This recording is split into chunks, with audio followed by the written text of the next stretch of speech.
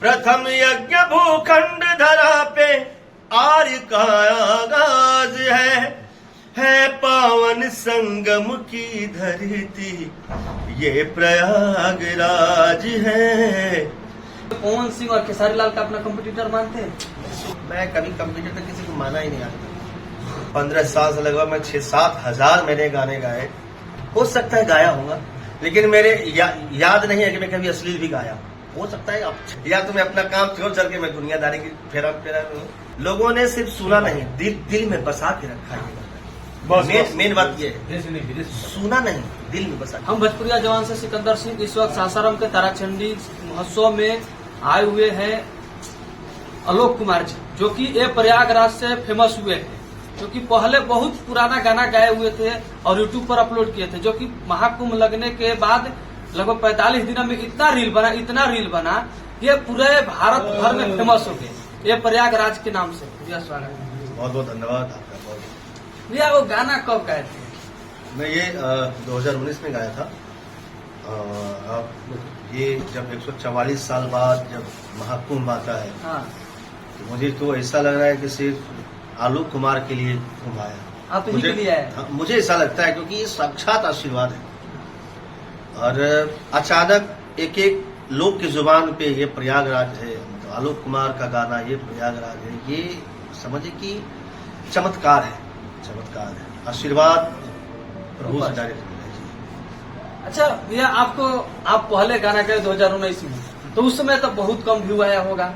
और जैसे ही महाकुंभ आगाज हुआ 45 दिन के लिए, तो उस समय लाखों नहीं, करोड़ों नहीं, 90 करोड़ से ज्यादा। हाँ, इंस्टा पे लगभग, आज से मैं बता दूं कि 20 दिन पहले 7,600 मिलियन था। हाँ, इंस्टा इस पे रील्स 7,600 मिलियन। तो कहीं न कहीं ये मतलब ये रिकॉर्ड अब मुझे लगता है कि मैं भी कभी तोड़ पाऊंगा, क्योंकि गाना जो होता है ना, एक सुनने के लिए अलग होता है कि चलो गाना है, अच्छा लग रहा है, लेकिन लोगों ने दिल में बसाया इसका, दिल से सुनते हैं। जब प्रयागराज खत्म हुआ उसके बाद 1.5 लाख रील्स बने। खत्म होने के बाद कुंभ जब मेला खत्म हुआ तब 1.5 लाख रील्स बने। ये बहुत बड़ी बात है। सब इससे पता लगता है कि ये दिल की बात होती है, दिल की बात। अपने आवाज से 2 लाइन गुनगुना। प्रथम यज्ञ भूखंड धरा पे आर्य का आगाज है।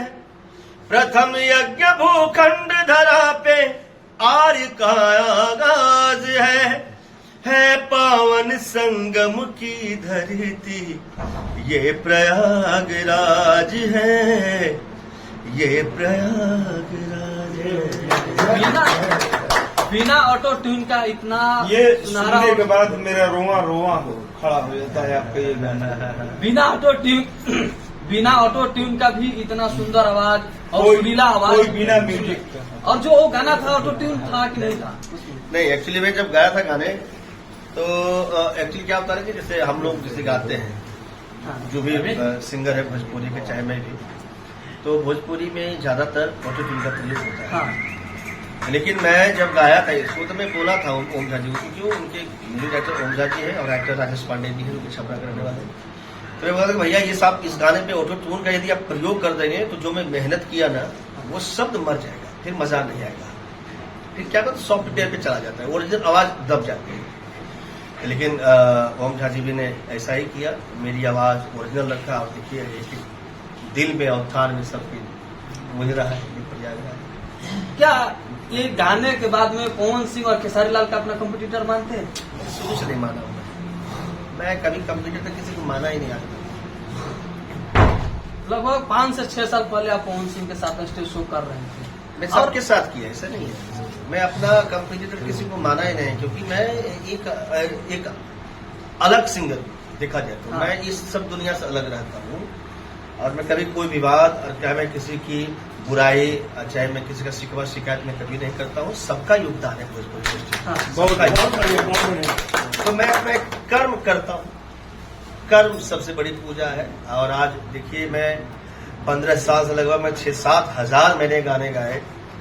और एक गाना ऐसा होता है कि कि एक एक लोग की जुबान पे बसता है, ये प्रयागराज है। इससे बड़ी उपलब्धि क्या हो सकती है मेरे लिए? समझे कि मैं अब इससे बड़ा गाना नहीं हो सकता है मेरे जीते जी, नहीं हो सकता, नहीं हो सकता। नहीं हो सकता है, बट मुझे ऐसा नहीं लगता है कि अब मैं जब तक जीवित हूँ इससे बड़ा गाना कलयुग होगा। के भगवान है भैया। ये इससे बड़ा गाना नहीं हो कलयुग सकता में है। कौन प्रयागराज क्योंकि नहीं गया? लोगों ने सिर्फ सुना नहीं, दिल में बसा के रखा है। बस मेन बात ये है, देश नहीं विदेश में। सुना नहीं दिल में बसा, सुना नहीं दिल में बसा के। कहीं कहीं लोगों का प्यार है, आशीर्वाद है, मैं उन्हीं के आशीर्वाद से मैं जीता हूँ, खाता हूँ।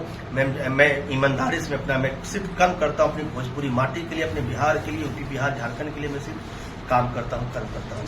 जो लोग आखिरी सवाल, जो लोग आज की डेट में अश्लील गाना गाते हैं उनके लिए क्या कहेंगे? अब उनकी मर्जी, आप हाँ उसकी मर्जी है ना भाई, आपको कुछ करे, आपको सबका ठेका लेके होंगे ना पीछे। अब कौन क्या करा रहे, मुझे क्या करना है ये पूछो नहीं यार। अब दुनिया क्या कर रहा है, या तुम्हें अपना काम छोड़ करके मैं दुनियादारी की फेरा करूँ। अच्छा, आप अश्लील गाना गाए कि नहीं? हो सकता है, देखिए मैं ये नहीं बोलता हूँ कि मैंने गाया, हो सकता है, मैं भी कोई सत्यवादी नहीं हूँ, हो सकता है गाया होगा, लेकिन मेरे याद नहीं है कि मैं कभी अश्लील भी गाया। हो सकता है अब 6-7 हजार गाने में जब शुरुआती दौर में हुआ होगा तो हो सकता है गाया होगा, लेकिन मुझे याद नहीं कि मैं कभी असली कभी गाना गाया, चाहे मैं कोई कास्ट पे गाना गाया हूँ, चाहे किसी लड़की पे गाना गाया हूँ, मुझे नहीं लगता है। थैंक यू भैया। Thank you.